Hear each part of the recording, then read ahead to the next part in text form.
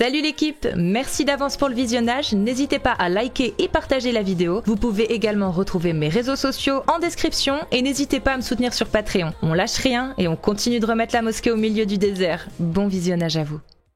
Allô, bonjour. Salut, ça va petit conte spirituel? Ça va, merci. Ça va, merci, vous tous. Ça va.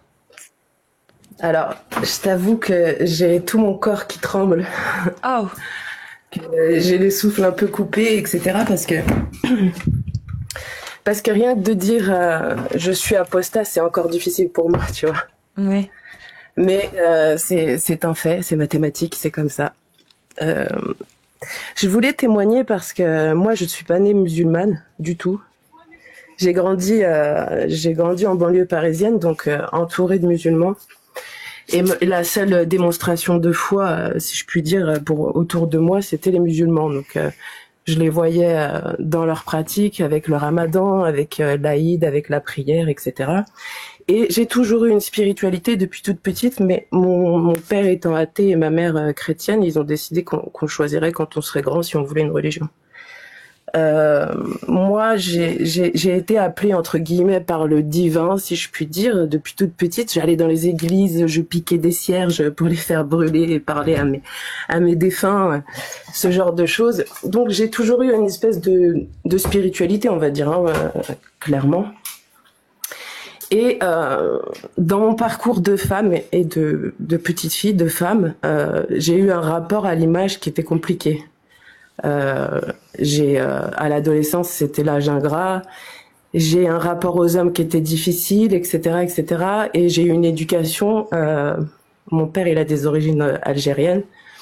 Et même s'il a grandi absolument comme un Français dans plein de choses, moi, je suis son aîné en plus, donc il m'a, comment dirais-je? Il était dur, je trouve pas le mot. Ouais, il était dur, strict, exactement. Donc j'ai un rapport à l'homme qui était comme ça, si vous voulez. Pour moi, c'était quelque part de l'amour. J'ai grandi et mon rapport aux hommes, je suis forcément tombée que sur des hommes qui étaient dans le masculin hyper toxique. Et en fait, il y a eu un moment dans ma vie où oui, d'une part, j'avais besoin de me retrouver dans une communauté, on va dire. J'avais besoin d'une famille, j'avais besoin de soutien, etc. À un groupe. Oui, exactement. Voilà, c'est ça, complètement. C'est que j'ai plein d'origines espagnoles, algériennes, françaises, allemandes. C'est un peu le bordel dans mon sang. Donc j'ai pas de race. Et c'est vrai que la Oumma, comme on l'appelait, elle m'a vendu du rêve, clairement. J'ai commencé à m'approcher des mosquées, etc. J'ai commencé à prendre des cours d'arabe. J'ai jamais dit je me suis convertie à proprement parler parce que pour moi j'ai toujours eu Dieu dans le cœur, etc. Donc je me suis dit c'est ridicule déjà. On a commencé à me mettre des barrières comme ça. En fait c'est venu tout doucement. C'est que on a commencé à me dire haram à tout bout de champ. Ce mot-là je pouvais plus me l'entendre parce que moi mon approche de Dieu elle était dans l'amour, dans la paix, c'était beau. Et quand j'ai commencé à côtoyer la Oumma justement.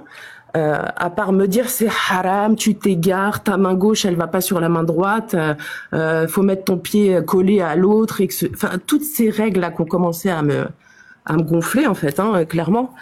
Je me suis dit mais en fait moi je vois pas les choses comme ça. Et quand on a commencé à me parler d'école aussi, là j'étais perdue. Je me suis dit mais comment ça une école? Je comprends pas. J'ai pas besoin d'avoir une école. Alors je suivais les règles qu'il y avait autour de moi. J'avais fait des recherches sur internet, etc., etc. Ça, j'étais avec la plus grande des sincérités, le cœur grand ouvert et plein d'amour en fait. Et quand j'ai rencontré la Oumma, c'était pas du tout, ce à quoi je m'attendais. J'ai commencé à faire mes premiers ramadans, à passer les nuits à la mosquée avec les sœurs, et quand je les entendais critiquer les femmes et dire oui, j'en ai vu une passer avec une mini-jupe, alors que moi 2 mois avant j'étais en mini-jupe et en talons. Je me disais mais en fait vous êtes en train de critiquer des femmes alors que vous savez pas ce qu'elles vont devenir, vous savez pas ce qu'elles peuvent être dans leur cœur, etc., etc. Donc il y a plein de choses comme ça qui m'ont dit mais en fait tu rêves ma grande, parce que là clairement ce que tu vois de la Oumma c'est pas du tout ce qu'on t'a vendu en fait. Ensuite il y a le côté joyau de l'islam, la femme, le joyau de l'islam. Ça forcément ça m'a appelé. parce que je retrouvais pas le respect auprès des hommes et je savais pas. En fait, j'ai appris avec le temps que c'est moi qui savais pas mettre les barrières et m'estimer assez pour qu'on me respecte suffisamment. Mais là, je me suis dit, là, si Dieu donne des règles à des hommes, s'ils peuvent pas écouter leur bon sens, ils vont au moins écouter les règles, à savoir me respecter, etc., etc. Donc j'ai arrêté de forniquer, comme on dit. Je suis rentrée à la mosquée. J'ai commencé à être comment dirais-je, bénévole. Je m'occupais des enfants qui prenaient des cours d'arabe, etc. Et franchement, ça a été une année où j'étais bien parce que je m'étais détachée de beaucoup de choses et j'ai commencé à porter le voile. Et t'étais animée par quelque chose aussi. Exactement. T'étais très occupée, tu te sentais utile. C'est important ça. Oui. Oui, tout à fait. Et mon rapport à mon corps aussi, le fait de porter le voile, en fait, je me suis dit, là, tu vas être et tu vas ne plus paraître. Et ça m'a appelée parce que je me suis sentie enfin une âme à qui on parlait. Enfin, je veux dire, les gens qui voulaient plus me parler parce que je portais le voile, je partais du principe que c'était des gros connards et que de toute façon, ils m'apportaient rien dans ma vie, donc tant mieux. T'avais peut-être pas tort, hein. Si on arrête de te parler juste parce que tu portes le voile, c'est peut-être que c'est des connards, hein. Exactement, on est d'accord. Non, mais là-dessus, on est d'accord. Mais à contrario, c'est pareil ici. Je me suis dit, mon rapport aux hommes, voilà, les hommes, ils voient pas mon corps. La première chose qui est censée les intéresser, c'est mon âme, a priori. Bon, dans tout ce cheminement, j'ai fini par vouloir me marier, puisque je me suis dit, c'est la suite logique. Hein, j'avais une trentaine d'années, je me suis dit, ça y est, là, il faut faire les choses bien. Si ça se passe mal avec tes anciens petits copains, c'est parce que... il y a eu un lapsus révélateur, là. Avec tes anciens psychopathes, t'as failli dire. Hein. Non. Ah ouais, c'est vrai. T'as dit mes anciens psychopains. Je te jure. Ah tu vois, voilà, là, c'est révélateur. Alors là, il n'y a pas de doute, parce que je suis tombée sur un gros pervers narcissique. Justement, lui, il était d'origine marocaine, soi-disant né musulman. Il m'a fait la misère avec ça. Il me disait, tu fais des ramadans américains. Il m'a frappé. Enfin bon, bref, il s'est passé plein de choses avec cet homme. Mais lui, il était derrière, là, voilà. Mais donc du coup, je me suis dit voilà, je vais trouver un homme qui respecte Dieu et ses règles et donc qui va me respecter. Moi, je suis quelqu'un de très aimante, de très généreuse, de souriante, je croque la vie, etc. J'ai arrêté d'écouter de la musique parce que on m'a dit que c'était haram, sauf que moi, je suis pleine de joie, pleine de vie. J'aime danser, j'aime rire, j'aime sourire. Et je me suis éteinte en fait petit à petit, mais ça, je m'en rendais pas compte. Donc j'ai décidé de me marier avec un homme que je n'avais jamais vu de ma vie. Moi, j'ai toujours connu des relations classiques. Lui, je l'ai rencontré dans le cadre d'une Mokabala. Et on s'est parlé pendant plus d'un mois, en fait. À l'écrit, c'était une évidence. Il avait plein de points communs avec moi. Il était converti aussi, il était pas né musulman, donc je savais que déjà, j'allais pas avoir la critique auprès de ma famille, parce que le nombre de fois j'ai entendu ta famille, c'est des cofards, etc. Ça, c'est des phrases pareilles. J'ai jamais pu supporter, accepter qu'on critique ma famille. Je leur ai dit, mais en fait, si vous partez de ce principe-là, il y a personne qui devient musulman. C'est contre-productif ce que vous faites. En fait, là, en gros, vous dites que c'est un pays de cofards, qu'il faut le fuir et que ceci et que cela. Mais en fait, si vous aviez tous agi comme ça, moi, je serais jamais devenue musulmane si on part de votre principe. Donc, juste pour les gens qui ne connaissent pas le terme, la Muqabala, elle a rencontré un mec lors d'une Muqabala. Muqabala, c'est une rencontre où deux personnes ne se connaissent pas. Et il y a des mahrams ou un imam ou quelqu'un voilà, qui représente l'autorité, qui est là, qui veille à ce que voilà, ça soit respectueux de la religion et des codes. Voilà. Exactement. Et moi, c'est pareil, j'avais pas de mahram à proprement parler, puisque mon père n'est pas musulman, etc. Donc, c'est le trésorier de la mosquée qui s'est mis, qui a pris ce rôle. Alors, ce qui est marrant, c'est que le trésorier de la mosquée, après, il a commencé à m'envoyer des messages bizarres. Donc là, déjà, je me suis dit, ok, super. Lui, c'est censé être mon mahram et il me fait des allusions cheloues. L'imam de la mosquée, qui est hyper réputé, je vais pas donner le nom de la mosquée, mais c'est vrai qu'il a une voix incroyable. Qui m'a proposé d'être sa seconde épouse. Donc, toutes ces choses-là, déjà, je me suis dit, mais Attends. Il y a un imam français qui t'a proposé d'être sa deuxième épouse. enfin, d'origine, il est pas français, hein, il est en France, il pratique en France. Mais il est pas français. Non, il a pas les, d'accord. Bah après, Amir est marocain et français. Je sais pas, je peux pas te dire. Oui, voilà, mais je peux pas te dire si, en tout cas, il parlait très peu français, ça peut se faire. etc., mais... Ça peut se faire. En fait, il suffit de faire le halal, le mariage religieux, et c'est tout. Hein. Il n'y a pas de document, mais ça, c'est pas interdit en France. C'est ça. Mais exactement. Donc, justement, je me suis mariée sans aucun contrat de mariage. Je ne suis pas passée à la mairie. Je ne suis passée qu'à la mosquée. Grosse erreur. Hein. Aujourd'hui, je suis divorcée avec 2 enfants, donc je peux vous le dire. Les filles, si tant est que vous soyez musulmanes sunnites, ne faites surtout pas cette erreur. Voilà. Toujours est-il, c'est que moi, j'étais tellement dans ma foi, en fait, j'étais tellement convaincue, tellement dans l'amour de mon Seigneur, etc., que je me suis dit, enfin, ma meilleure amie, elle m'a dit, mais t'es malade, tu vas te marier avec un mec, tu l'as jamais galoche. Et moi, je lui dis, mais oui, mais j'ai tellement la foi que je suis sûre qu'il galoche bien. Ah oui. Des trucs. Marié au premier regard. Voilà, c'était un peu ça, Amir. Marié au premier regard. Compliqué quand même le regard, mais. Ouais, un peu. Non, mais après, j'avais pas de niqab quand même. N'abusons rien. Je mettais un peu des voiles stylés, tu vois. Hijab. Voilà. Ouais. Exactement. Non, après, je dis ça, mais j'ai fini à par porter le djellab quand même. Donc, je suis partie assez loin dans le truc. En tout cas, j'ai rencontré cet homme. Et les premiers mois, c'était à fond dans la religion. Enfin, déjà, c'est la première fois que j'abordais un homme comme ça, où il y avait pas eu de sentiments, etc., etc. Donc, ça a été un peu compliqué, même si physiquement il me plaisait, a priori mentalement aussi. Il était attrayant pour moi, mais il y avait pas cette flamme. Il a jamais cherché à me séduire, à me rendre amoureuse ou quoi que ce soit. Donc ça a été, c'était vraiment purement religieux notre relation au départ. D'ailleurs, on apprenait les noms d'Allah ensemble. Enfin, on passait des nuits, des moments très spirituels tous les deux, etc., etc. Sauf que, en fait, j'ai une partie de moi qui est spirituelle, mais je ne suis pas que ça. Et le souci, c'est que quand je montrais les autres parties de moi, qui je suis, il me disait c'est fitna. Il commençait à me dire ne t'approche pas de tes sœurs parce que tes sœurs elles sont pas dans la religion. Tu vas pas passer le permis parce qu'après tu vas faire que aller voir tes sœurs et tes sœurs elles vont t'égarer. Enfin, ça a commencé par des trucs comme ça. Après, j'étais partie du principe que je voulais m'occuper de nos futurs enfants. Et donc, de toute façon, depuis que je portais le voile, clairement, c'était compliqué. J'ai toujours travaillé de mes 19 ans jusqu'à ce que je porte le voile. Donc, ça a été compliqué de travailler. Moi, j'ai un certain niveau d'études et je me voyais pas non plus aller faire des plateformes chez Free sous prétexte que j'ai le voile. Enfin, voilà, je me disais, c'est pas possible, en fait. Je peux pas faire... alors, je critique pas du tout ce genre de travail, hein, mais en tout cas, moi, je me suis dit... mais quitte à travailler, j'ai envie de travailler dans quelque chose qui me respecte, quoi. Disons oui, qui respecte en tout cas ta formation et puis voilà tes études, quoi. Exactement. Ouais. Voilà, tout à fait. Donc je suis partie du principe que j'allais rester à la maison, etc. Je me suis déclarée avec lui, donc d'un coup j'avais plus du tout de revenus parce que quand t'es avec un conjoint, t'as plus d'aide, t'as plus de ceci, t'as plus de cela. Et de toute façon, lui il partait du principe que c'était des aides haram et qu'il fallait pas les prendre les aides, que ce soit la CAF, peu importe quoi. Donc lui faisait de l'argent, un peu au black d'ailleurs, et il me donnait 40 € par semaine.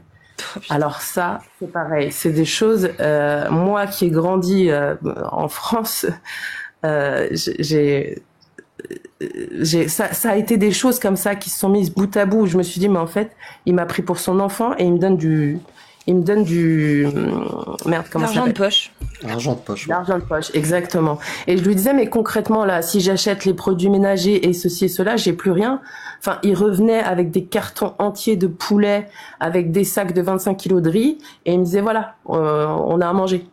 Mais je lui disais, mais en fait, faut diversifier un peu, non ? C'est comment Enfin, il y avait plein de choses comme ça où je me disais, mais en fait, c'est pas possible. En plus, lui, il était dans la mouvance Khoulouj. Comment ils s'appellent, ceux qui font les Khoulouj ? J'ai carrément oublié. Ça peut être des salafis, ça peut être plein de... Non, ça ressemble un peu à des témoins de Jéhovah version musulman, en fait. Ils vont faire la dawa. Ouais, le Khoulouj, c'est juste une pratique qui peut être pratiquée par plein de courants. C'est pas de tablir. Ça peut être tablir, ça peut être en fait, ils sortent et ils font de la prédication. C'est ça, c'est tablir. Au porte-à-porte. Voilà, on faisait donc on a commencé à faire des week-ends de Nissa, ça s'appelait. Donc en gros, on allait chez une femme, on était plusieurs femmes et eux, ils étaient plusieurs maris. Ils allaient dormir à la mosquée, ils nous restaient dans l'appart. Il y avait des programmes, enfin en gros, par exemple, moi ce week-end-là, j'étais attitrée à la vaisselle, l'autre a été attitrée. Enfin, j'ai l'impression d'être chez les Mormons un peu. Hein. C'est pareil, je portais pas le niqab, mais quand on y allait, il fallait que je le mette parce qu'il y avait les autres hommes, gna gna gna gna gna gna. Et puis arrivé là-bas, j'étais avec des femmes, donc tout se passait bien. Mais en gros, eux, ils venaient à travers une porte le matin, ils nous lisaient Riyad al-Salahin. Enfin, c'était une ambiance où là, je me suis dit, mais en fait, en fait, c'est pas possible. Ça me ressemble est-ce que tu peux juste répéter, genre, vous étiez toutes les femmes dans un coin de l'appartement, dans une salle, et derrière une porte fermée, ils vous récitaient des choses, c'est ça? Exactement. Après, juste pour que les gens se rendent compte. Ah ouais. Bien sûr. Eux, ils venaient, par exemple, avant ou juste après Fajr. Ils venaient et on écoutait le frère nous lire Riyad al-Salahin, quoi. Après, on le faisait aussi entre femmes. Je sais plus tous comme les si termes, vous étiez en prison, en fait. Non, mais vraiment, moi, c'est l'image que j'ai. Je suis désolée, mais ça me choque d'imaginer ça. Des femmes toutes dans un appartement, en train de faire les tâches ménagères, etc. Et de temps en temps, il y a des hommes qui viennent derrière une porte fermée pour leur réciter des trucs. Vous imaginez le bordel? Ça fait vraiment geôlier. Les mecs viennent, comme l'aumônier, là, celui qui vient visiter les gens en prison, et qui leur fait les prières, etc. derrière leur cellule. Ça ressemble à ça. Vraiment, ça me choque.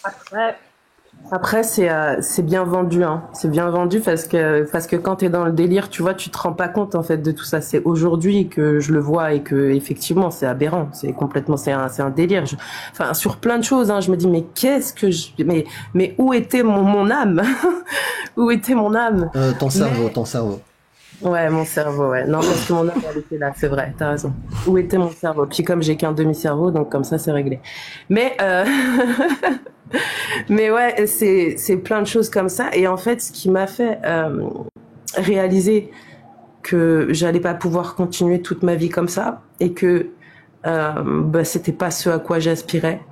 Que moi j'ai approché la religion pas du tout comme je disais à mon ex-mari, en fait toi c'est le bâton, moi c'est la carotte. Si toi t'as besoin d'être dur avec toi et de te faire la misère pour te lever, aller à la mosquée, prier, je dis moi j'ai pas besoin de ça en fait, je suis tout l'inverse de toi.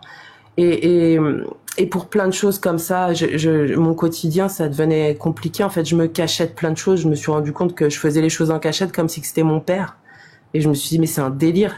J'ai acheté des choses, je savais qu'il serait pas content, donc je les cachais. Enfin, et j'appelais ma mère pour qu'elle me dépanne de l'argent parce que j'avais rien. Quand sa mère elle venait, elle arrêtait pas de me dire, sa mère c'est une féministe hors pair. Elle me disait mais en fait tu comprends pas que mon fils il a choisi cette religion parce que la femme elle est soumise et que ça l'arrange. Et moi je lui disais mais absolument. Sa mère elle te disait dégage, fuis. Grave, même sa mère elle te disait. Mais comment ça se fait qu'il continuait d'accepter sa mère en sachant qu'elle était féministe et qu'elle te disait des choses comme ça? Parce que son paradis est sous ses pieds, je suppose. Ah, ouais, ça tu vois, c'est une connerie. C'est sous les pieds des deux parents à la rigueur, mais pas de la mère en particulier. Et encore moins si c'est une mécréante. C'est s'ils sont musulmans que ça fonctionne. Non, je sais Cassius, mais comme il est converti, je pense que tu vois, il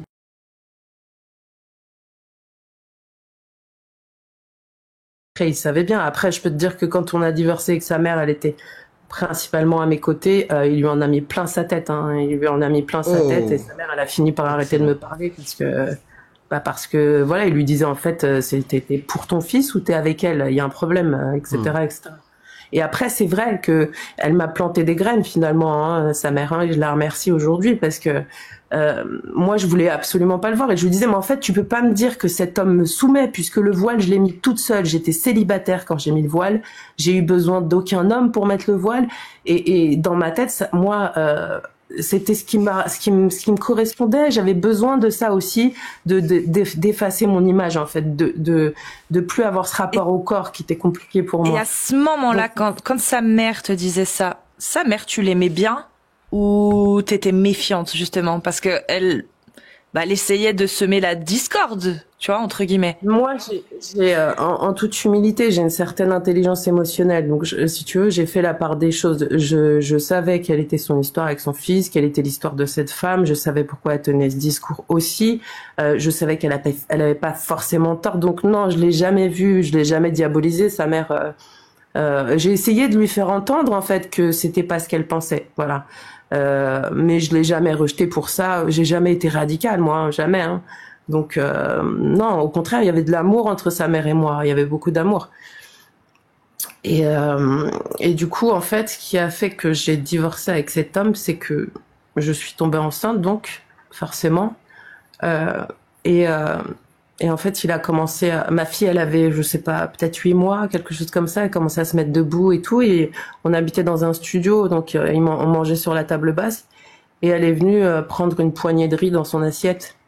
Et là, il lui a mis un coup de pression d'un autre monde, en lui disant, c'est l'assiette de papa, tu touches pas. Et là, en fait, ça m'a fait un déclic, en fait. Là, ça m'a fait un gros déclic. Mon instinct maternel a primé sur mon instinct de survie personnel, si tu veux. Moi, je sentais. Et la soumission. Comment? Il a pris le dessus sur l'endoctrinement, la soumission et tous les trucs, parce que c'est plus fort. Ah oui, oui, il y a, en fait, oui, clairement. Là, je me suis dit, en fait, c'est pas possible. Je suis malheureuse. Et ma fille, et j'étais enceinte de mon fils, parce que je suis tombée enceinte, ma fille avait 8 mois. Je me suis dit, mes enfants, ils méritent pas une mère malheureuse. C'est pas possible. Donc, j'ai essayé d'arranger les choses avec lui. J'ai essayé de lui faire comprendre que émotionnellement c'était un gros MDPH et qu'il fallait qu'il fasse quelque chose parce que dès qu'on parlait d'émotion, ça n'allait pas.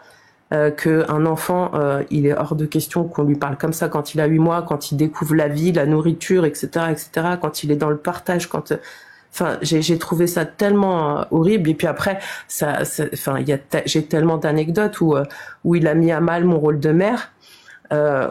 Où ça s'est jamais passé en fait. Il a pu me soumettre en tant que femme, il a pu me rabaisser, tout ce que tu veux, mais dès l'instant où il touchait à la mère que j'étais, ça me mettait dans un état où j'ai jamais été hystérique. On s'est jamais engueulé avec en haussant la voix tous les deux.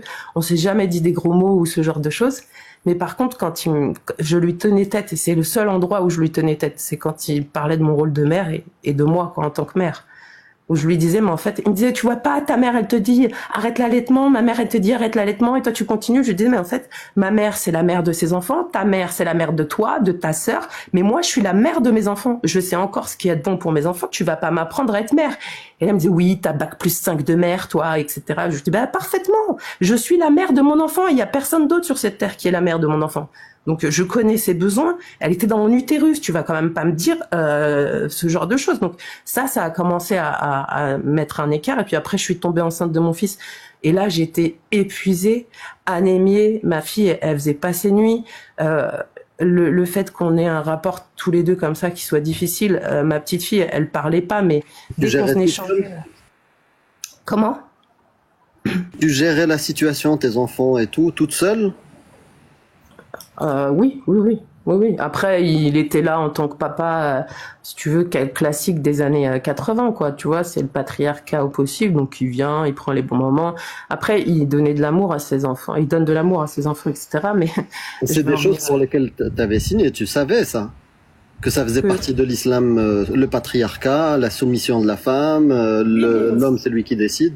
Bien sûr, mais si tu veux, dans mon schéma et dans mes traumas personnels vis-à-vis des hommes, le rapport à mon père, etc., si tu veux, c'était pas, ça m'a jamais choqué puisque j'ai grandi comme ça, puisque ma mère a ramené le café à mon père à table, parce que tu vois, pour moi, j'avais pas encore mis en conscience ma valeur en tant qu'être humain, tout simplement, ni femme ni homme, être humain.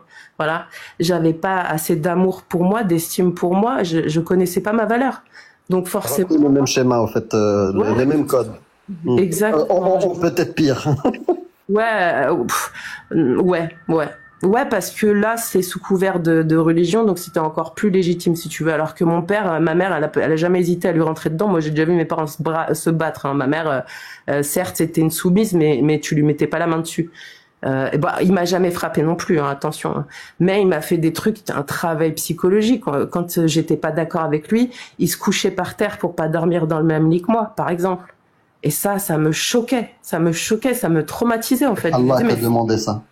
Ouais, je sais. Mais je lui disais, mais fais pas ça en fait, on peut discuter, etc. Et il me tournait le dos, il me parlait plus. Et le silence, c'était... Pardon.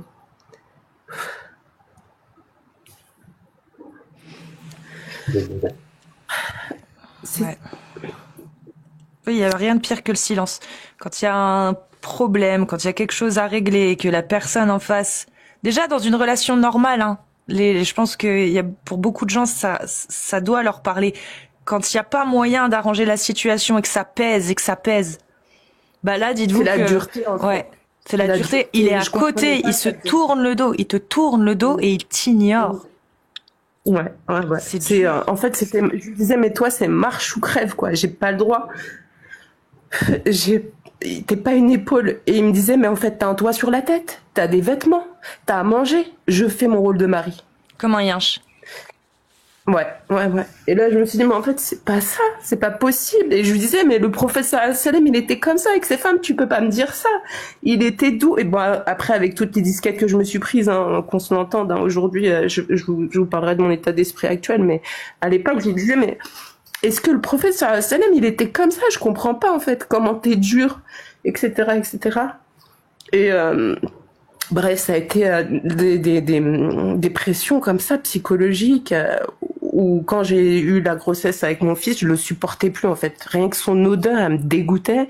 Dormir dans le même lit que lui, ça me dégoûtait. La petite, elle faisait pas ses nuits. Je passais mes nuits à essayer de l'endormir, à être près d'elle, etc.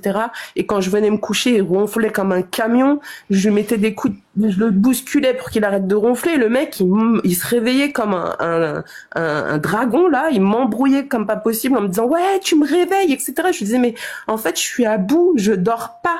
Et toi, tu ronfles, ça m'empêche de dormir. Tu comprends que là, j'ai une heure. En galère et il te dit, tu me réveilles.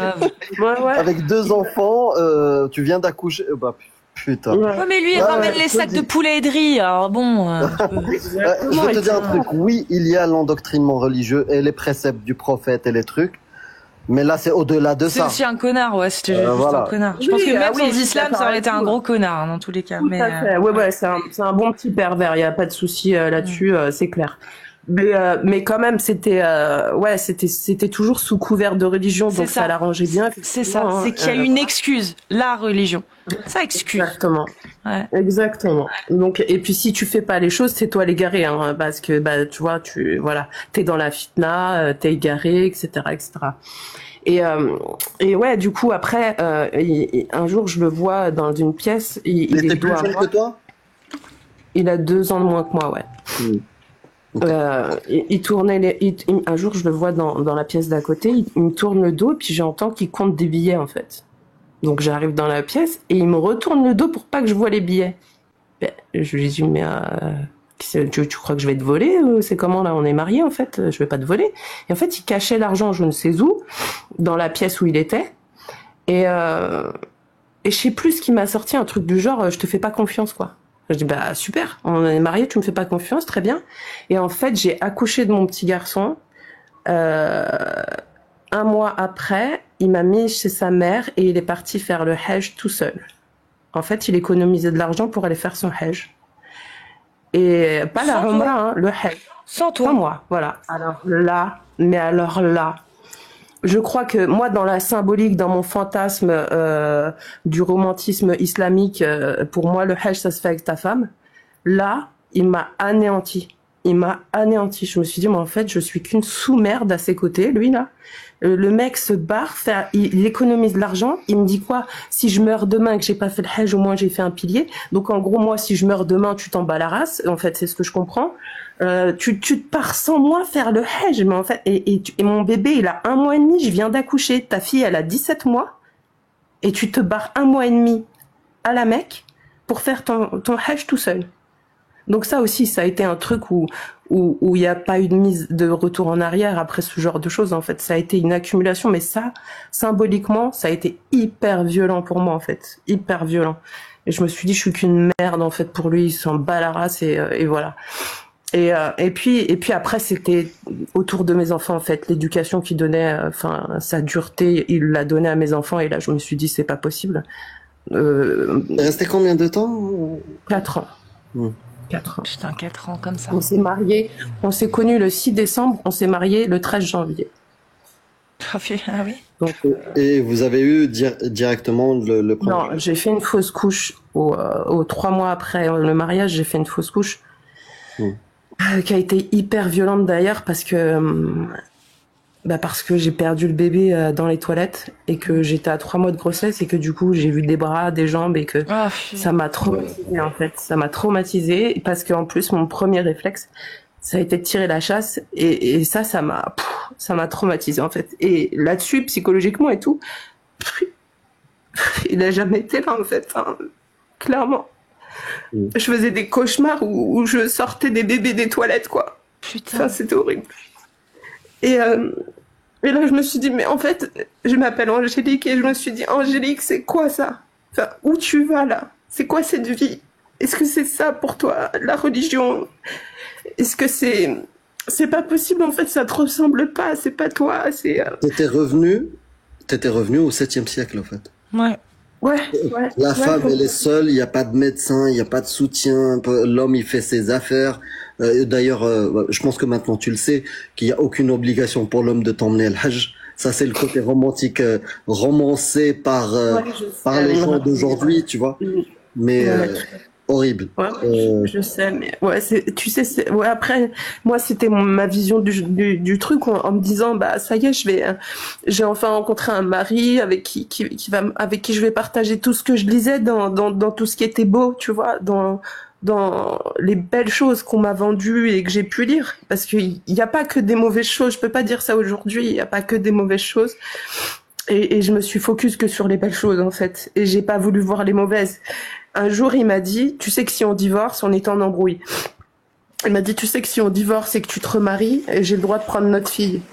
Mais là, je lui ai dit, écoute-moi bien et regarde-moi bien dans les yeux, parce qu'à ce moment-là, je serai plus jamais musulmane et je vais te faire mettre les lois de la France dans ton cul directement. Toi, tu vas m'enlever ma fille. Jamais de ta vie, en fait. Jamais de ta vie. Et là, j'ai commencé à redevenir qui j'étais, en fait, à me dire, mais meuf, t'es française, il y a des lois ici. Et le mec, il a pas peur des lois d'Allah, mais il a peur des lois françaises. Bah, je vais te les mettre au cul, mon gars. Je te le dis tout de suite, touche à mes enfants. Dis-moi un truc comme ça, que genre, moi, je me remarie, et parce que je me remarie, je suis punie, tu me prends ma fille, parce que soi-disant, c'est un homme étranger à ma fille. Je lui dis, mais toi, t'as craqué. Jamais de ta vie. Passe-moi sur le corps si tu veux. Lapide-moi, mais tu prendras pas mon enfant, en fait. Donc, il m'a dit, quand on s'est séparés, Angélique, il m'a dit, mais, oui. Merci aux lois humaines. Parce que t'imagines je le dis aux autres qui écoutent et qui rêvent des fois de hijra, des femmes, elles vont se retrouver dans des pays où il n'y a pas les lois françaises. Bien sûr. Et là, oui, c'est la meuf qui va se le mettre dans le cul. Hein. Elle va revenir bredouille sans rien. Ouais. Non, mais ça, franchement, je te dis, Amir, ce qui m'a sauvé, c'est l'instinct maternel, la vérité. C'est ça qui m'a mis une grande claque dans ma gueule et qui m'a dit, ma grande, réveille-toi, en fait. Dans quel délire t'es, là? Ça va pas du tout, en fait. Parce que moi, vraiment, mon approche de la religion, elle était pas comme ça, je vous assure. J'y suis allée avec toute ma niya, comme on dit en arabe. Et je me suis fait, je me suis fait refroidir, mais plus d'une fois, en fait. Plus d'une fois où je me suis dit, mais meuf, c'est un délire. Et là, aujourd'hui, j'ai encore peur de dire je suis apostat. Vous vous rendez compte quand même du truc, alors que ça fait j'ai divorcé en 2017. Hein. Mais il y a encore un truc en moi où le jugement de la communauté musulmane, le jugement de ce que je peux connaître, il me pèse encore un peu. J'ai pas eu de problème. Enfin, si, ça a été difficile pour moi, par exemple, d'enlever le voile. Parce que, déjà, ça a été difficile pour moi de le mettre, hein, parce que, du jour au lendemain, les gens qui me connaissent depuis toujours, ils me voient avec le voile.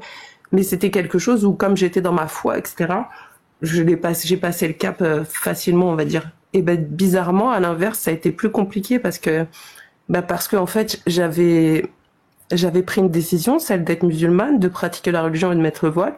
Et là, je me suis dit, en fait, les gens, ils vont se dire, meuf, t'es pas fiable, hein, t'es bipolaire, il y a un problème, hein, parce que, donc je l'enlevais pas juste pour le regard des autres. Et je me suis dit, en fait, si tu pars du principe que tu fais les choses pour Dieu, il sait très bien que t'as plus envie de le mettre le voile, là, ma grande. Dieu, il le sait. Donc là, en fait, tu le mets pour qui? Pour les autres.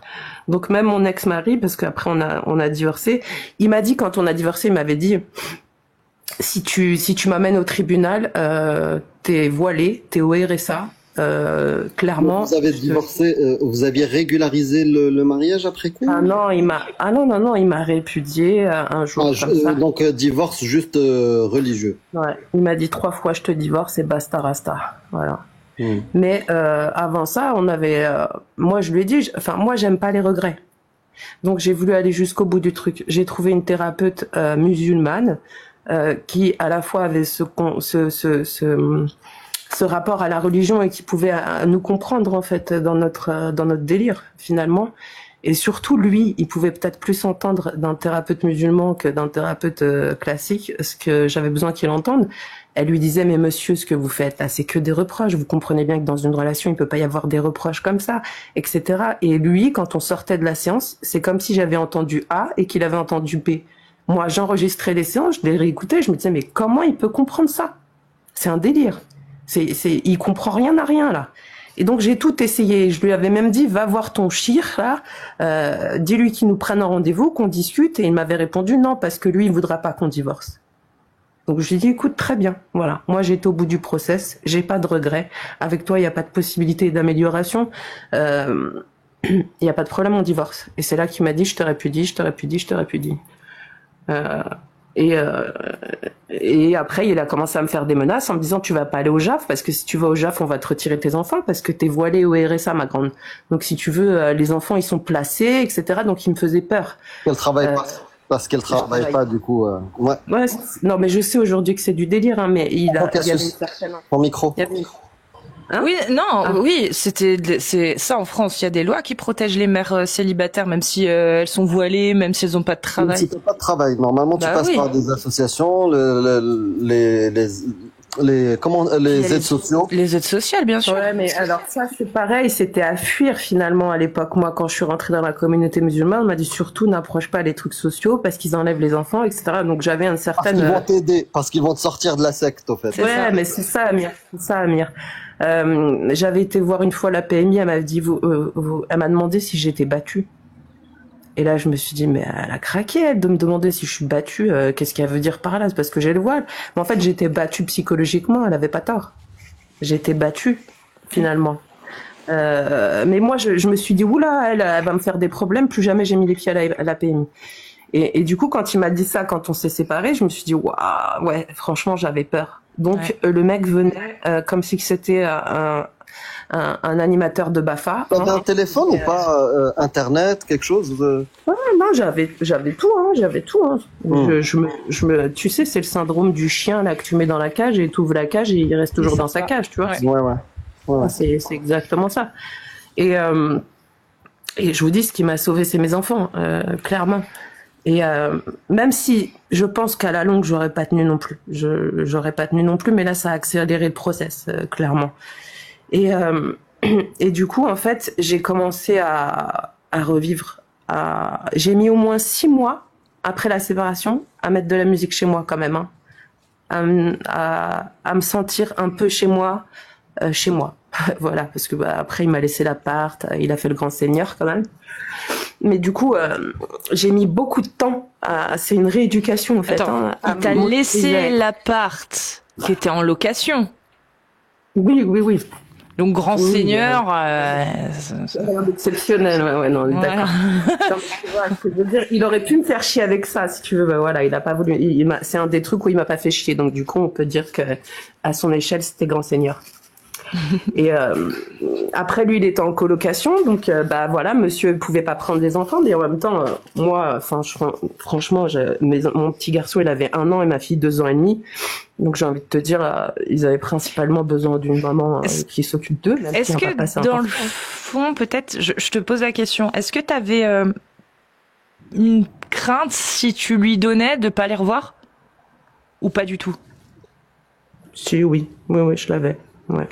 Je l'avais parce que j'ai même pensé à, tu sais, faire une interdiction de sortie de territoire. Donc si, j'ai eu peur quand même de ça. J'ai eu peur de ça, surtout quand il me tenait le discours de si tu te remaries, ma fille, je la prends, tu vois, ce genre de choses. Et il m'a fait peur quand il me disait tes enfants, ils seront placés parce que moi, je travaille et que toi, t'es au RSA et que t'es voilée en plus, et etc., etc. Donc, j'ai eu cette peur-là, mais c'est surtout il connaissait pas ses enfants. Il savait absolument pas les endormir, il savait pas les écouter, les entendre, les voir, tu vois, au sens grand du terme, hein, quand je te dis ça. Il avait aucune notion moi, j'ai fait des allaitements longs en plus. Donc, mon petit garçon à cette époque-là, il était encore allaité.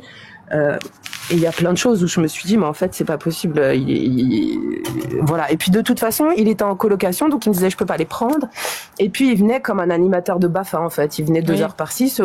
Ma fille, je la mettais un peu à la crèche parce que c'était bientôt l'école et que je voulais qu'elle apprenne à se sociabiliser, qu'elle apprenne à vivre dans des structures, etc. Et je me suis dit c'est important, je veux pas la mettre du jour au lendemain à la maternelle, il faut qu'elle ait connu un peu tout ça. Et donc je la mettais à la crèche.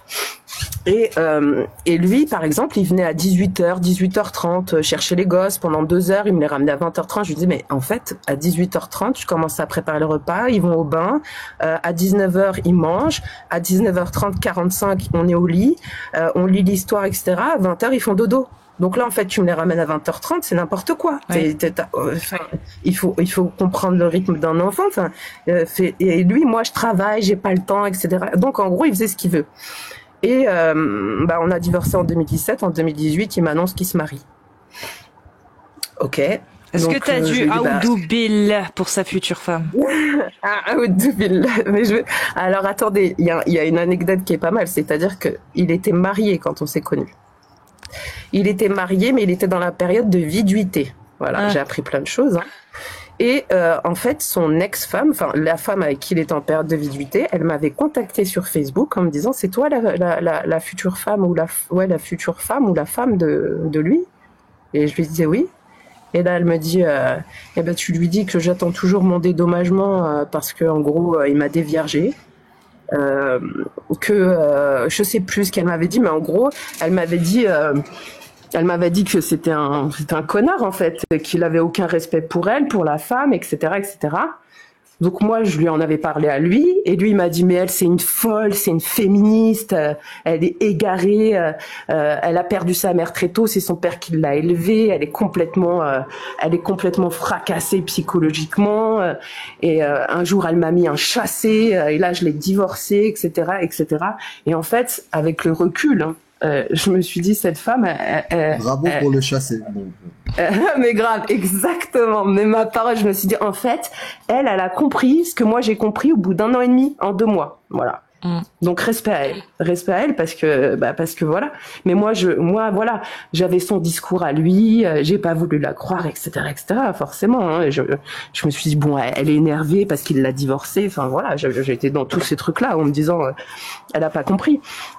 Et alors attendez, quand il l'a divorcé aussi, il est parti 6 mois en Indonésie faire kholoj. Effectivement, c'est kholoj, c'est ça. C'est l'établir, c'est ça. Et donc il est parti 6 mois en Indonésie.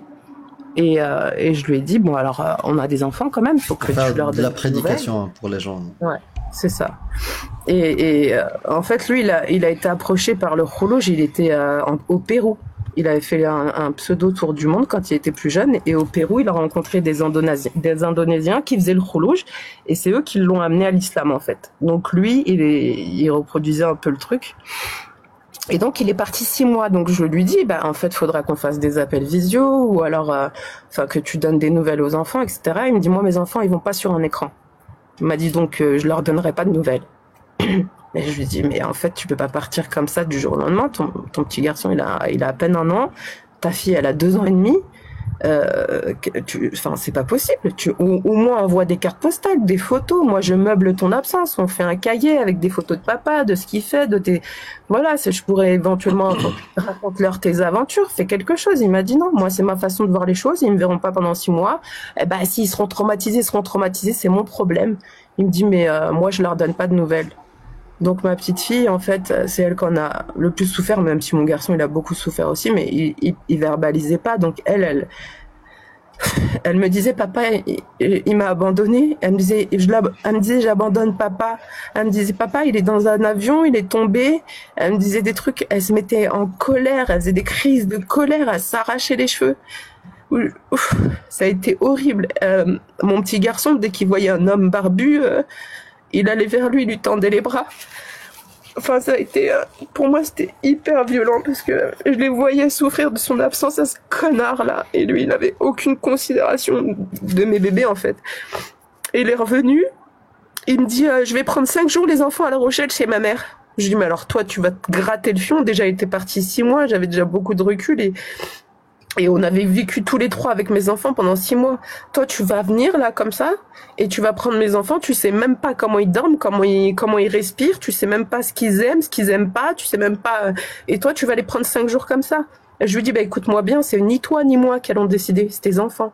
Si tes enfants, je les sens bien avec toi, je te les laisse. Y a pas de problème. Si tes enfants, je les sens mal, tu remballes ta caisse. Et donc, il est venu chez moi et ma petite fille, il lui manquait son papa. Hein.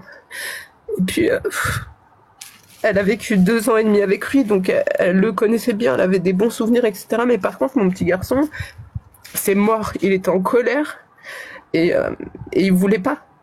Alors, il était pas dans le rejet de son père non plus, mais en tout cas, je le sentais clairement pas prêt à passer des nuits avec son père loin de moi, quoi. C'est quasiment un étranger, en fait, pour lui. Ouais, c'est ça. Et puis un jour, il est venu et ma petite fille, malgré tout, elle est en colère. Malgré tout, elle a de la colère envers son papa et je le sais. Il arrive et en fait, ça me fait penser à un témoignage que j'ai entendu il y a pas longtemps sur ta chaîne Casus là, sur ici, où il est venu chercher les enfants en fait. Et donc on n'avait pas de JAF ni rien encore. Hein. Et il dit à ma petite fille, dis ça à Maïkou, ma papa. Et là, ma petite fille, elle s'est cachée derrière moi. Elle avait pas envie de dire bonjour à son papa, en fait. Elle était pas contente. Elle avait pas envie de dire bonjour. Et lui, au lieu de se mettre à son échelle, de se mettre à genoux, de lui parler gentiment et de lui dire, bah, qu'est-ce qui se passe? Ou je sais pas, moi, essayer de connecter avec sa petite fille. Il a dit, ah, tu veux pas venir? Il m'a pris mon fils dans les bras et il est descendu. Et là, ma fille, elle s'est mise à pleurer. Et elle me dit, je veux voir papa. Je lui dis, viens, mon bébé, alors viens, on descend, on va voir papa, etc. Et on arrive en bas. Et il est en train d'attacher le petit dans la voiture, dans son siège. Et je lui dis, Assia, elle veut venir avec toi. Il me dit, non, elle apprendra qu'on dit bonjour à son père. Elle veut pas me dire bonjour, elle reste ici. Et il est monté dans la voiture et il est parti devant ses yeux. Elle a hurlé de pleurs, elle était anéantie de chagrin en fait. J'ai senti son cœur se briser en fait. Et je me suis dit mais putain, mais c'est quel daron ça? C'est quel daron qui a aucune... Le mec il se rend même pas compte du mal qu'il aurait fait déjà à se barrer 6 mois comme ça, comme un gros connard. Et il veut pas comprendre que ses enfants, ils ont le droit d'être en colère envers lui. C'est pas des choses, ils ont un cœur et bref, ça a été que des trucs comme ça. De toute façon, il a jamais considéré les émotions. Déjà, lui, je vous dis, c'est un handicapé émotionnel. Donc, les émotions de ses enfants, il les comprend pas, il les voit même pas, en fait. Il a vraiment pas d'intelligence là-dessus, hein. Sociopathie. Une sociopathie. Les limites, hein. Les limites, parce que quand je te dis, j'avais vraiment l'impression que le mec, il avait pas de sentiment. C'est limite, là. Ouais, c'est de la sociopathie, ça. Très, très grave. Très grave. Ouais. Ah ouais, et c'est brisé un enfant, ni plus ni moins. En 2018, donc il s'est remarié, et je lui dis, mais en fait... Franchement, ce que j'entends sur ses enfants, son comportement... Putain, grave. J'arrive pas à imaginer comment il était avec toi. Tu vois ce que je veux dire? Parce que avec tes enfants, oser faire ça, bah avec la mère, ça te donne le ton, effectivement. Tu vois, quand je te dis qu'il me tournait le dos ou qu'il dormait par terre, enfin en gros, je me sentais comme une sous-merde et la considération de mes émotions, mais va te gratter en fait. Donc en fait, après moi, mon problème, c'est pas pour rien que je suis restée 9 ans avec un pervers narcissique bien avant lui. J'étais jeune, c'était mon premier copain, j'avais 18 ans. Mais en fait, j'étais plus dans le sacrifice et la sauveuse. Et ces hommes-là, je leur ai toujours trouvé des excuses. Et moi, je connais son enfance. Je sais que sa mère, elle me disait, ah bah moi, quand il avait 2 ans et demi et qu'il pleurait, je l'enfermais dans la chambre et je le laissais hurler jusqu'à temps qu'il se calme. Donc en fait, il a grandi là-dedans. Donc, dans un sens, moi, j'ai toujours eu cette empathie pour me dire, ben, en fait, miskin, quoi. Miskin parce qu'il connaît pas autre chose, en fait. Pour lui, même sa mère, celle qui est censée être douce, la douceur, l'amour, et en fait, je pense qu'il y avait de ça.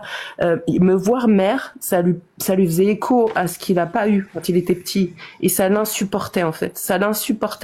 Parce que j'étais trop d'amour, moi, trop de, voilà, je considère trop mes enfants à ses yeux. C'est pas normal, voilà.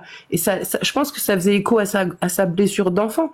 Et je peux pas m'empêcher de pas voir l'enfant que ces hommes ont pu être en fait. C'est ce qui fait que j'ai été dans le syndrome de la sauveuse pendant très longtemps. Aujourd'hui, en fait, j'étais dans le sacrifice et pas dans l'empathie. Aujourd'hui, je suis dans l'empathie, mais pas dans le sacrifice, voilà. Mais c'est-à-dire qu'aujourd'hui, tu arrives à comprendre et expliquer sans pour autant excuser. Exactement. Alors qu'avant, ce que tu comprenais, ce que tu arrives à expliquer, tu t'en servais pour excuser le comportement. Exactement. Et puis, juste, je voulais dire un truc parce que je risque de devoir partir. Ça vient au milieu. Je suis de tout cœur avec toi, Angélique. Maintenant, je considère que tu étais victime de cette secte, tu vois, et de quelqu'un qui a appliqué les préceptes de cette secte.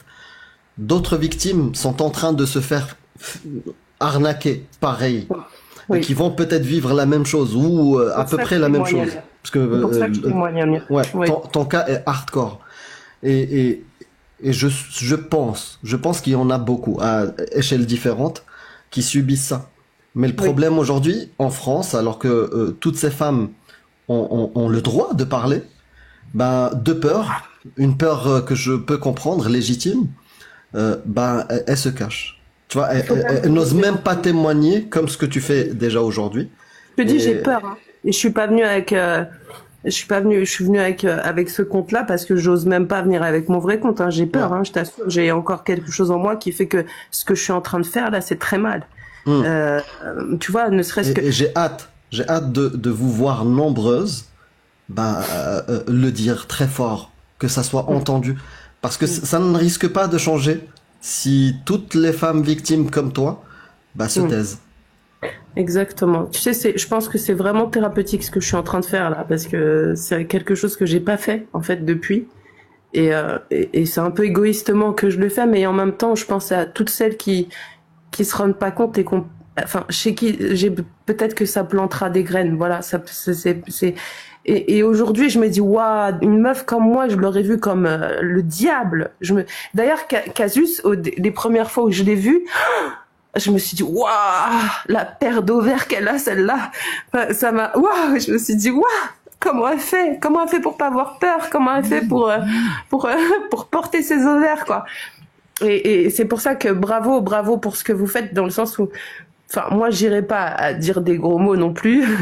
J'irai pas dire, voilà, j'en serai pas là, mais quand même, je pense que c'est important. Effectivement, aujourd'hui, la religion, pour moi, c'est une grosse connerie, quelle qu'elle soit, hein. J'en suis revenue, et de très loin. Mais j'ai eu besoin de ça dans mon cheminement. C'est ça que je veux dire, c'est que le moment où je l'ai vécu, ça m'a apporté dans mon cheminement personnel, dans mon développement personnel, ça m'a fait grandir parce que j'ai poussé le manque d'amour pour moi à son paroxysme avant de comprendre qu'en fait l'amour pour moi c'est à moi de me le donner, c'est pas les autres. J'ai cherché de l'amour dans la Oumma, j'ai cherché l'amour dans les hommes, dans un mariage, j'ai cherché l'amour partout avant de comprendre qu'en fait meuf, l'amour il vient de toi, il vient de toi avant tout. Et donc c'est pour ça que je dis ça a été difficile, hein, je dis pas le contraire, mais je suis d'une résilience hors pair. Mais je pense que ça a été nécessaire, c'est peut-être un grand mot, mais ça m'a permis de cheminer aussi et de revenir à moi, d'aller jusqu'à ces extrêmes-là. Voilà. Donc c'est peut-être pas compréhensible pour le commun des mortels, mais en tout cas avec ma base et mon trauma, je pense que j'avais besoin d'aller bien brasser dans la merde en fait, pour bien comprendre que j'ai rien à y faire. Ouais. Donc ouais. Aujourd'hui,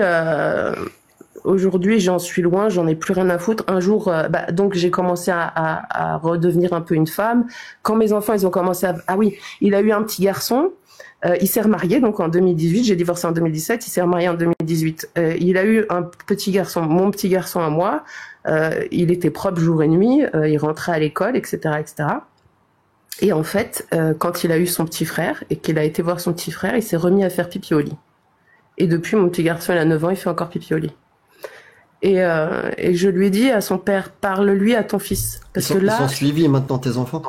Oui, bien sûr. Ah ouais, t'inquiète pas. Aujourd'hui, je suis thérapeute, je suis coach holistique. Donc, la santé mentale et le bien-être psychologique de mes enfants, il est cadré de chez cadré de partout. Mais ça n'empêche que les traumas sont là, clairement, et que mon petit garçon, je lui ai dit en fait là, tu vois, il fait pipi au lit alors qu'il faisait pas pipi au lit, c'est qu'il y a un problème, émotionnellement il y a quelque chose qui va pas. Explique-lui en fait qu'il a pas perdu sa place et que c'est ton petit garçon parce que là tu vis avec lui, le nouveau petit garçon, et lui non. Je lui dis il a besoin d'entendre, il a besoin que tu le rassures, et il me dit quoi? Mais il a 2 ans et demi, il comprend rien, je vais rien lui dire du tout. Laisse-moi éduquer mes enfants comme je veux. En fait, t'as rien à me dire, j'ai rien à te dire. Donc voilà, aujourd'hui, mon petit garçon, il a 9 ans, il fait encore pipi au lit. Mon petit garçon, de toute façon, aujourd'hui, dès qu'il entend chanter arabe, même si c'est pas du Coran, il me dit éteins ça. Dès que je fais du riz, il me dit j'aime pas le riz. Dès que je fais du poulet, il me dit j'aime pas le poulet. Une fois, il les a amenés soi-disant au ski, ils sont revenus les joues complètement cramées par le soleil et le froid parce qu'il les a même pas protégés. Et moi, j'avais du beurre de karité à la maison. Donc je me suis dit ça c'est bien parce que ça nourrit, etc. Ça va leur réparer les joues quoi. Et je lui en mets sur les joues, il s'est mis à hurler en me disant enlève-moi ça pue. Et en fait il s'est remarié avec une personne qui est d'origine sénégalaise et amasse son bébé avec ça. Et en fait tout ce qui est en rapport avec son père, aujourd'hui mon fils il me dit moi je veux manger du porc. Alors j'en achète de temps en temps, mais c'est pas ça aussi. C'est un truc qu'il faut que je travaille encore.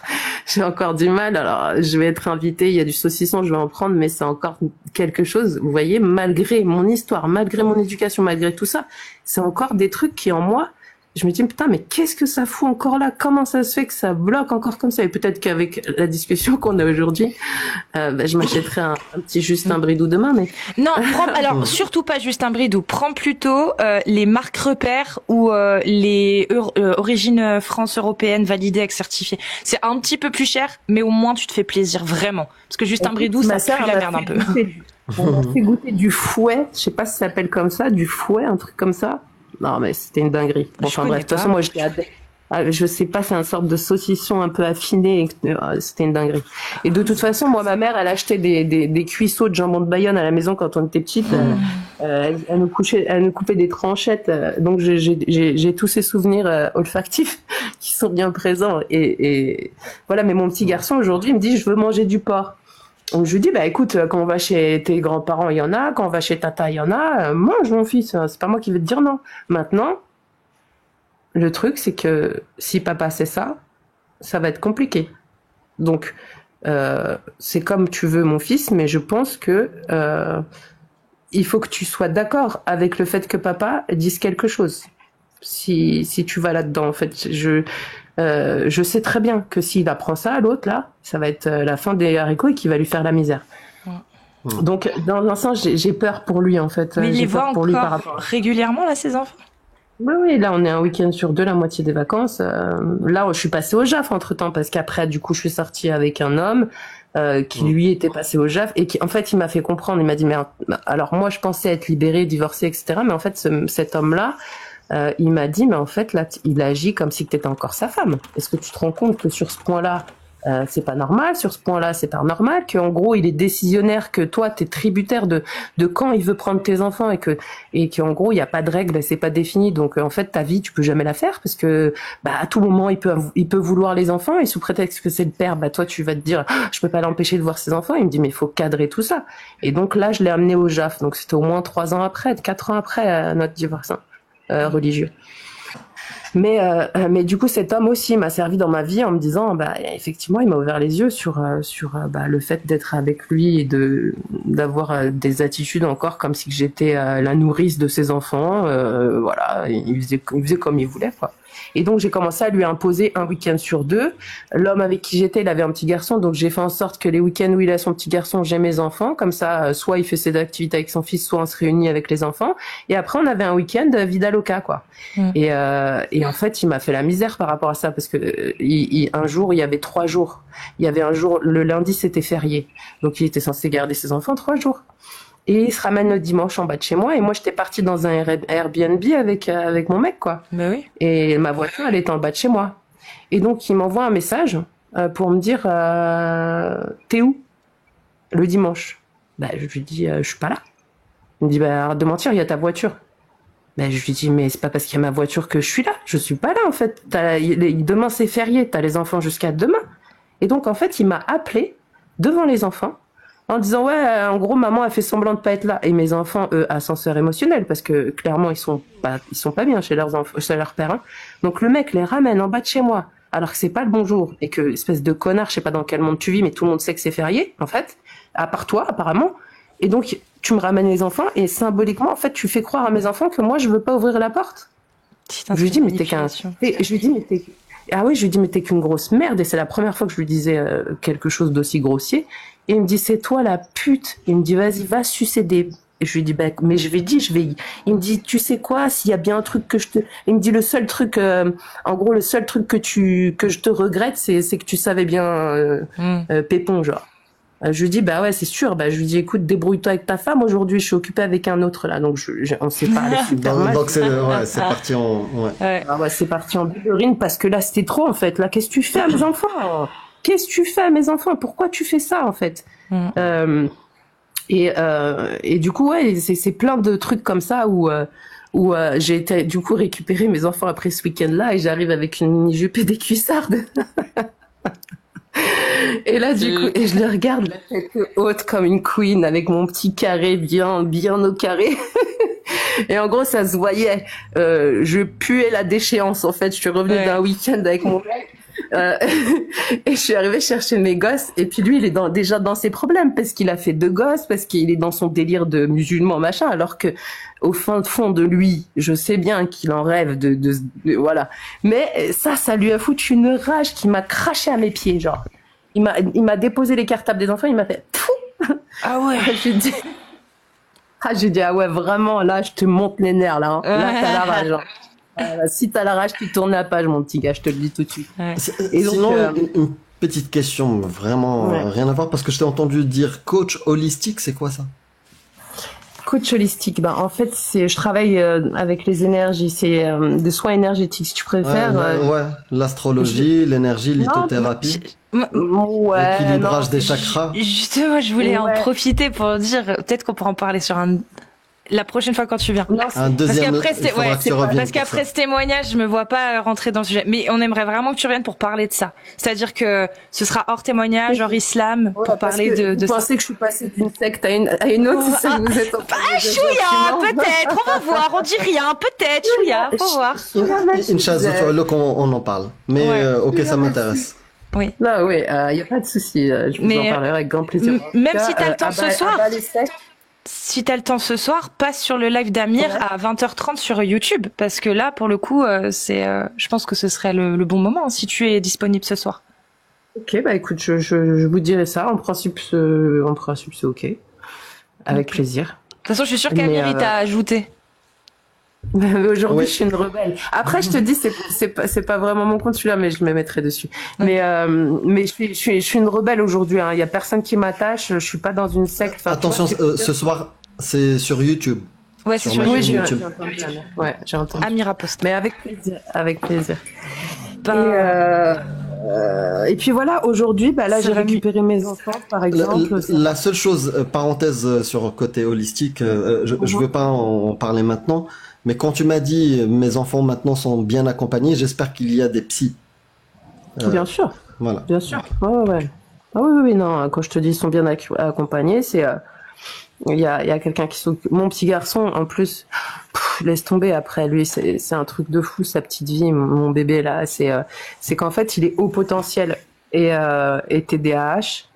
Et donc, du coup, avec son écriture, il a du mal, en fait. C'est quelque chose de la motricité fine. Enfin, en tout cas, pour écrire, c'est compliqué pour lui. Donc, il a une dame qui l'aide à apprendre à se rééduquer au niveau de l'écriture.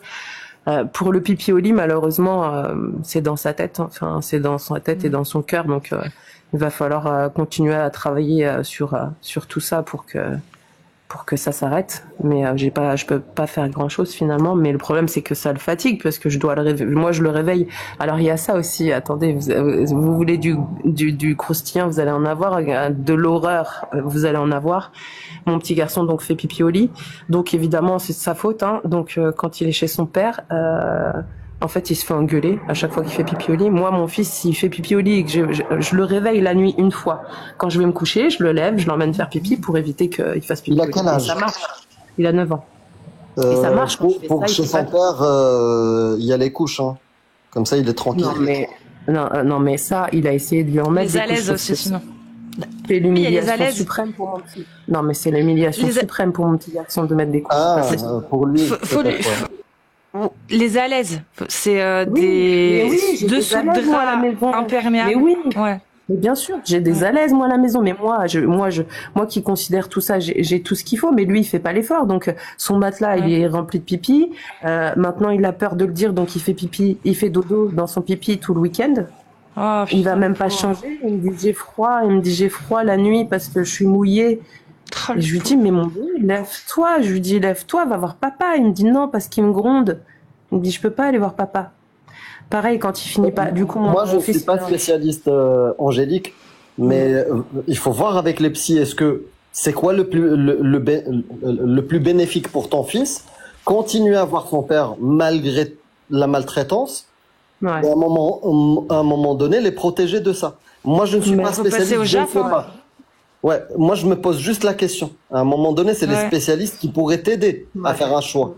Ouais, je sais, Amir. Je sais, je suis justement avec une dame, là, on en parle en ce moment, parce que dernier épisode en date, pendant les vacances, il me dit quoi, mon fils, je le récupère, il me dit, papa, il nous a punis au soleil. Quoi? Je dis quoi? Il me dit bah papa il nous a mis au soleil, il nous a punis parce que j'ai sauté dans le trampoline sur mon petit frère et que j'ai pas fait exprès et lui il a dit que j'avais fait exprès donc il m'a mis au soleil. Mais quelle Je lui dis mais comment ça il t'a mis au soleil? Et là ma fille a dit oui il nous a mis au soleil, moi aussi j'y étais et j'ai voulu me mettre à l'ombre, il m'a dit tu reviens au soleil. Voilà ça c'est de la maltraitance. Non mais ça c'est de la maltraitance en fait. Bah oui, là, il n'y a plus besoin de spécialistes. Moi, je te dis, je vois aucun intérêt que tes enfants continuent à voir ce mec-là. Ah ouais. J'en vois pas. Et je pense pas prendre des risques en disant ça. Aucun. Et je pense que le juge des affaires familiales en pensera tout autant. Mais tu vois, c'est ça. Est-ce que c'est pas difficile à prouver ce genre de choses, tu vois? Les témoignages des enfants sont pris au sérieux maintenant avec les brigades, enfin les cellules psychologiques de police, etc. Ouais, moi, c'est de ça que j'ai peur. C'est que est-ce que ils vont être entendus comme moi j'entends ce qu'ils me disent en fait? Est-ce que est-ce que psychologiquement quel impact ça peut avoir qu'ils témoignent contre leur père entre guillemets, hein, est-ce qu'ils sont en capacité émotionnellement, psychologiquement, de faire ce truc-là, en fait. C'est pour ça que je t'ai dit, c'est pas à toi faut voir avec c'est des spécialistes en train de voir ça. Parce que là, l'épisode de cet été, c'était la goutte d'eau, en fait. Et parce que si, au final, en termes de bénéfice-risque, le fait de continuer avec ce père-là comme ça, ils vont avoir encore pire comme problème psychologique, il faut les protéger, ces enfants. Voilà. Bien sûr, non mais bien sûr. C'est horrible. Bien sûr, je suis dans une situation où effectivement il y a pas, tu vois, il y a pas de traces, où je me dis j'ai vu plein de témoignages de mamans qui parlaient de pères incestueux ou ce genre de choses et qui n'ont jamais été entendues. Je me dis mais en fait ils ont des enfants, des pères incestueux, il y a personne qui fait rien. Alors moi je vais me ramener avec mes sévices du siècle dernier, ils vont me dire ouais, c'est bon, il y a pas mort d'homme, hein, tu sais. Bah ouais, mais en fait. Donc ouais, mais je discute avec une dame justement à ce propos, Amir. Donc là à la rentrée, j'ai un rendez-vous avec elle, donc je vais voir où est-ce qu'on va à ce niveau-là, quoi. Okay. Mais oui, c'est plein de trucs comme ça. Il les brise psychologiquement. Ma fille, elle y allait, elle avait toute une pièce où elle avait rempli des Playmobil, elle avait construit des pièces, des maisons, etc. Et lui, le petit frère voulait jouer avec ses Playmobil. Ma fille, elle lui a dit, mais en fait, ça fait plus d'1 an que je la construis cette maison, tu vas pas me la détruire. Il a détruit sa maison alors que ça faisait 1 an qu'elle la faisait. Elle est revenue chez moi en pleurs en me disant jamais ça serait arrivé dans notre famille. Elle me dit ils se sont moqués de moi parce que je pleurais pour des Playmobil alors que mon petit frère il a joué 5 minutes avec et après il a arrêté alors que moi ça fait 1 an que je construis ça. Enfin, il est en train de les tuer petit à petit là. Ils voulaient pas y aller. Enfin, ils veulent plus y aller en fait. Même ma fille qui trouvait toutes les excuses, à chaque fois ma fille, la première chose qu'elle fait c'est de défendre son père. Oui, alors j'ai appris aussi qu'il avait 5 ans mon fils et elle 6 ans. Il est laissé descendre toute seule en bas de la maison. Il est laissé descendre tout seul en bas de la cité, puisque c'est la cité. Et un jour ma fille elle s'est fait frapper par un petit garçon un peu plus grand qu'elle. Et donc il l'a amenée aux urgences parce qu'il lui a tordu le bras. Et là il m'envoie un message en me disant je suis aux urgences pour Asia. Donc je lui dis à quelles urgences, c'est où j'arrive? Il me dit non c'est bon, elle vient de passer une radio, il y a rien. Il me dit c'est un petit garçon qui lui a tordu le bras. Et en fait ma fille quand elle rentre, elle m'explique que elle était toute seule en bas avec son frère et que le petit garçon de 10 ans il lui a tordu le bras. Et ça, jamais de la vie. Moi, déjà, mes enfants, je les lâche pas du regard, donc comme ça, c'est réglé. Jamais de la vie, ils seraient dehors sans que je sois là. C'est hors de question. Et donc, tout de suite, la première chose qu'elle me dit, ma fille, mais parce que papa, il avait pas mangé. Donc, c'est pour ça, il était à la maison en train de manger. Alors que j'avais encore rien dit, mais elle défendait systématiquement son papa. Et là, aujourd'hui, là, aux dernières vacances, en plus, on venait de passer 15 jours ensemble. C'était la vie d'Aloca. Moi, je les fais kiffer à fond, mes enfants. Et c'est le jour et la nuit en fait. Mon fils il arrête pas de me dire en fait chez papa ça n'a rien à voir. Il me dit et donc là ils avaient pas envie d'y aller. Ils avaient pas envie d'y aller. Et en plus ils étaient tout seuls avec lui. Il me dit parce que sa femme elle est partie dans sa famille donc ils étaient tout seuls avec leur père et ils avaient clairement pas envie d'y aller. Et quand ils étaient tout petits c'était encore pire. Ma fille, elle a toujours voulu y aller, mais mon fils, ça a toujours été un problème. Toujours. Elle a quel âge ta fille maintenant? 10 ans, c'est ça? 10 ans, ouais. Et mon petit garçon 9. Ok. Là, ils vont bientôt être en droit de choisir eux-mêmes s'ils veulent y aller ou pas. Exactement. Je sais plus à quel âge. Alors moi, je m'étais renseignée, là, c'est 12 ans a priori, mais je m'étais renseignée auprès d'une avocate aux affaires familiales et elle m'a dit, en fait, il n'y a pas vraiment d'âge. Il faut que l'enfant, il ait conscience des conséquences de prendre la décision. Okay. Et si on estime qu'il a conscience des conséquences de prendre cette décision, qu'il ait 8 ans ou 12, on s'en fout. C'est bon, ça passe. Sauf que je me dis, en fait, c'est une putain de responsabilité, une putain de charge qui leur impose de prendre une décision d'adulte. Ils sont alors qu'ils sont dans leur bordel. Après, est-ce que c'est étonnant venant d'un mec qui t'a déjà fait vivre tout ça et qui t'a prouvé par A plus B que la meilleure des choses qu'il a pu faire pour toi, c'est te laisser un appart dont il payait juste le loyer et qui t'a laissé finir par payer le loyer toi-même. Tu vois ce que je veux dire? Il y a un moment donné, je pense que faut que les choses s'arrêtent, quoi. Voilà. Même pour toi et surtout pour tes enfants. Mais après, vois ce que tu peux faire avec les spécialistes, etc. Et non, mais en tout cas, je prends pas les choses à la légère. Et moi, qui suis en souffrance comme ça, quand je dépose mon petit garçon le vendredi matin, qui sait que le soir c'est le week-end de son père et qui vient le chercher, la veille il a mal au ventre, le matin il a mal au ventre, mais il se plie en deux. Il somatise à mort. Et puis il passe des mauvaises journées à l'école. Déjà il est TDAH et il est, il est HPI, TDAH, donc déjà l'école c'est compliqué pour lui, parce que lui rester 8 heures sur une chaise, c'est antinomique. Et puis son cerveau fonctionne pas comme les autres. Il fonctionne très bien son cerveau, mais pas comme les autres. Donc le truc classique, c'est difficile pour lui. Donc il faudrait une école spécialisée pour lui en vérité. Mais à 4 ans il savait lire tout seul, mon fils. Il savait, il a décortiqué les cellules tout seul. Ah oui non mais il m'a fait halluciner cet enfant. De toute façon il est très dans l'observation et il a vu la psychologue scolaire qui m'a dit mais vous savez madame, ça fait 30 ans que je fais ce métier, c'est la première fois qu'il y a un enfant qui me désarme. Elle me dit il m'a analysé votre petit garçon. C'est lui qui m'a analysé. Elle m'a dit j'ai halluciné là. Elle m'a dit donc clairement allez lui faire le test. Donc j'ai payé 400 € de ma poche en tant que maman solo. C'était compliqué, mais je les ai sortis et je l'ai fait tester. Et c'est là qu'on a vu qu'il était HPI. Ça a permis de le protéger à l'école aussi parce que à l'école c'était un peu la tête de Turc aussi. Ouais. Donc je leur ai dit en fait vous allez arrêter de détruire mon enfant. Je vais aller voir quelqu'un de spécialisé qui va vous dire comment il faut faire parce que là ça va pas du tout en fait. Mais c'est pareil, il a vécu des choses horribles à l'école, où la maîtresse l'a mis torse nu devant toute la classe. Ah ouais, non mais d'accord, mais putain, il y a des tarés vraiment partout, c'est n'importe quoi cette histoire. Mais alors eux, c'est des ouf. Il avait un t-shirt Hulk, et comme il s'agite sur sa chaise, qu'il sait pas tenir sur sa chaise, parce que il peut pas en fait, neurologiquement il peut pas mon gars. Donc et donc elle l'a puni dans la classe d'à côté. La classe d'à côté c'était la directrice, mais c'était aussi la maîtresse de ma fille. Comme ils ont un an d'écart, elle était en grande section. Elle l'a fait venir dans sa classe. Il avait un t-shirt Hulk. Elle lui a fait enlever le t-shirt devant tout le monde.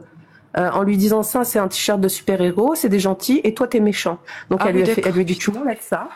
Et elle lui a donné un t-shirt de l'école, là, qui traîne, les t-shirts qui sont perdus, tout pourrables, là. Et elle lui a dit, tiens, tu mettras ça comme un prisonnier, en fait. Elle lui a dit, tiens, tu changes de costume, là, tu me mets ce costume de bagne, là. Et puis, en plus, mon garçon, il est pudique. Enfin, je veux dire, tu le mets à demi nu, comme ça, devant la classe, devant sa sœur. Enfin, l'humiliation suprême. Eux, c'est pareil, hein. Je leur ai fait je suis montée au credo, j'ai été voir tous leurs supérieurs, l'inspection académique et tout ça. Enfin bref, ça a fait un gros scandale. Aujourd'hui, je suis connue comme le loup blanc parce qu'on se dit c'est la mère casse-couille, mais en fait, vous emmerde. Il y a des raisons, merde, attends.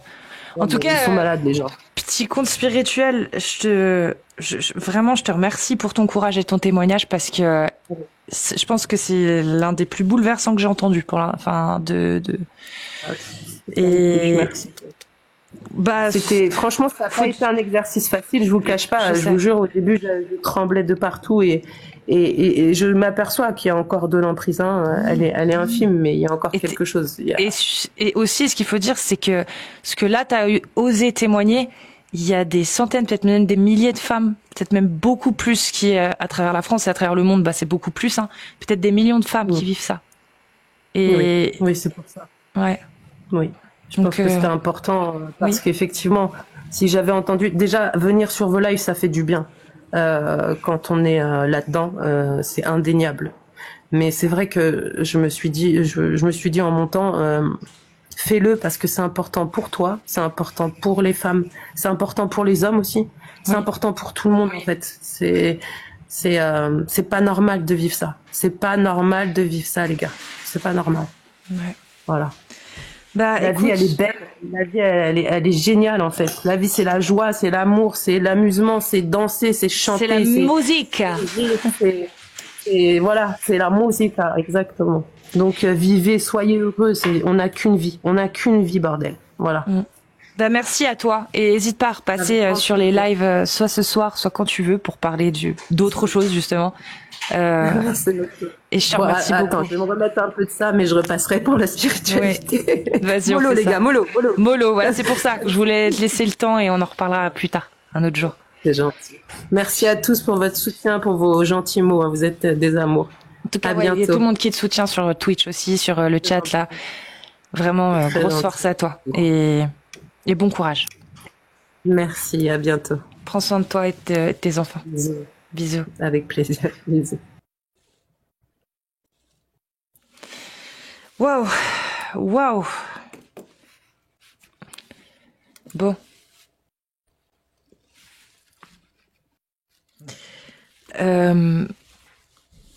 Je pense qu'il y a des femmes qui ont entendu ça, qu'elles soient musulmanes ou pas.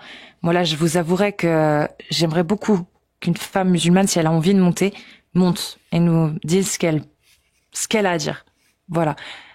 C'est pas une obligation, mais s'il y en a une parmi vous qui a envie de monter pour parler, c'est le moment. Je pense que c'est le meilleur des moments, enfin, c'est l'un des moments, je pense, qui serait le plus propice pour si vous avez envie de parler, les femmes.